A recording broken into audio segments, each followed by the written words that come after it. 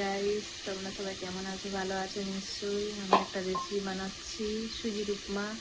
দেখো দেখো, এই যে সব সবজি দিয়েছি, ফুলকপি দিয়েছি, গাজর দিয়েছি, পেঁয়াজ দিয়ে যে কষাচ্ছি।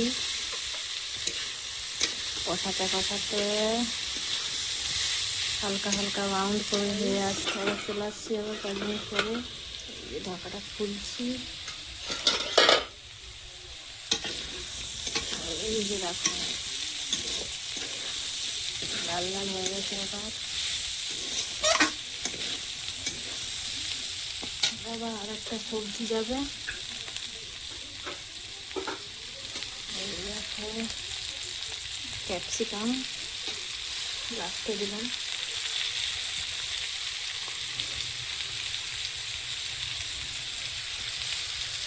ক্যাপসিকামটা কুচানো হয়ে যায়, তারপরে টমেটো দিয়ে ই করে নেব।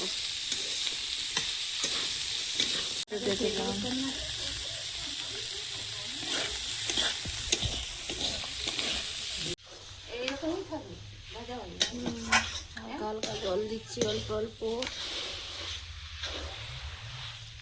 একটু সিদ্ধ হয়ে যাক। তারপরে বাদাম দেব, বাদাম দিয়ে আবার নাম করাবো। তোমাদেরকে দেখাচ্ছি সবাইকে। দেখো রেসিপিটা যে ঝরঝরা হয়ে গেল। 5 মিনিট পরে আমরা নাম করে নিয়েছি, যে বাদাম দিচ্ছি। বাদামটাকে লেড়ে এখন লাড়বো 5 মিনিট। 5 মিনিট হবে, হওয়ার পরে লো ফ্লেমে একবারে ভাজবে। হ্যাঁ, লো ফ্লেমে ভেজে লাড়বে। এখন ভাঙবে এগুলো, ভালো করে ভাজবে, তারপরে নাম করাবো। তোমরা দেখো সবাই। জলটা দেওয়ার পর 5 মিনিট তো ফ্লেমে 5 মিনিট হবে সিদ্ধ। তারপরে বাদাম দিলাম, দিয়ে নাম করাবো। দেখবে তোমরা সব ফ্রাই হয়ে গেছে একবারে। সুজির উপমাটা ঝাল ঝাল প্লাস স্পাইসি, ঝাল ঝাল হয়েছে। একটু মিষ্টি দিতেও, চিনি দিতেও পারো তোমরা। চিনি দিলে একটু আর একটু আলাদা আলাদা স্বাদ আসবে। চিনি দাও। এই আমরা নাম করে নেব। দেখো একবারে ডাই ওয়াশ হয়ে গেছে, ডাই হয়ে গেছে। সরি ডাই ওয়াশ বলে দিলাম, ডাই হয়ে গেছে, একবারে ঝরঝরা হয়ে গেছে। দেখো খুব সুন্দর, পুরো ঝরঝরাই খুব সুন্দর। দেখো